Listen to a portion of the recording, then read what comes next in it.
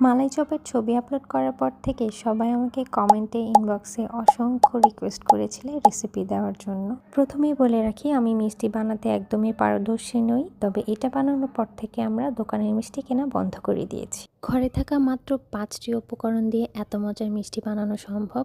এর জন্য আমাদের লাগবে 1 cup full cream milk powder, 1 table চামচ ঘি, 1/3 কাপ ফ্যাটানো ডিম এবং 1/2 চা চামচ বেকিং পাউডার। আপনাদের সুবিধার্থে আমি রেসিপিটা কমেন্ট বক্সে লিখে দিব। প্রথমেই 1 কাপ গুঁড়া দুধ এবং 1/2 চা চামচ বেকিং পাউডার আমি একসাথে মিশিয়ে নিচ্ছি। এটাকে ভালোভাবে মিক্স করা হয়ে গেলে আমি এখানে 1 টেবিল চামচ ঘি দিয়ে দিচ্ছি।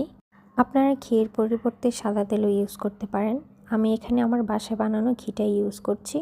ঘিটা দিয়ে একদম ভালোভাবে মিক্স করে ঝরঝরা করে নিতে হবে। এরপরে আমি ফেটিয়ে রাখা 1/3 কাপ ডিম মিক্স করে নিচ্ছি। ডিমের মিশ্রণটা 1/3 কাপ দেওয়ার চেষ্টা করবেন, এর বেশি হয়ে গেলে ডোটা খুবই নরম হয়ে যাবে। এবারে খুবই আলতো হাতে আস্তে ধীরে এটা মিক্স করতে হবে। ভিডিওটা ফাস্ট করে দেওয়ার কারণে মনে হচ্ছে খুব তাড়াহুড়া করে করছি, কিন্তু আপনারা এটা করবেন না। আস্তে ধীরে এটাকে আলতো হাতে মিক্স করতে হবে। ডোটা হয়ে এলে এটাকে আমরা 2 মিনিটের জন্য ঢেকে রেখে দিব।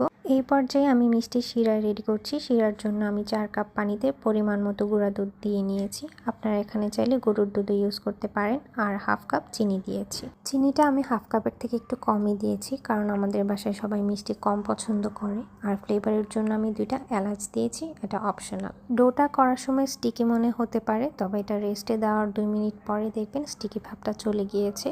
এবার এটাকে মিষ্টির শেপ দেওয়ার জন্য রেডি। আমি হাতে একটু ঘি মেখে নিয়ে শেপ দিয়ে নিচ্ছি। আপনারা আপনাদের পছন্দের শেপ দিতে পারেন। এবারে মিষ্টি শিরা অর্থাৎ দুধটা জাস্ট একটা বলক আসলে আমরা একে একে মিষ্টিটা দিয়ে দিব। ঘন দুধে কখনোই আমরা এই মিষ্টিটা দিব না। মিষ্টি দেওয়া শেষ হয়ে এলে আমরা ঢাকা দিয়ে এটাকে জাস্ট 7-8 মিনিটের জন্য রান্না করব। চুলার আঁচটা মিডিয়াম লোতে থাকবে।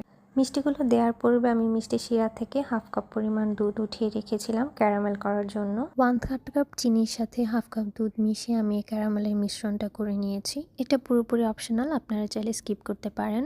প্রায় 8 মিনিট পর মিষ্টির ঢাকনাটা তুলে দেখছিলাম মিষ্টির কী অবস্থা। মাশাআল্লাহ ফুলে দ্বিগুণ হয়ে গিয়েছে। তবে মিষ্টি বানানো শেষ হয়ে এলে চুলা বন্ধ করার পর ফুলা ভাবটা কিছুটা কমে আসবে, এতে ভয় পাওয়ার কিছু নেই।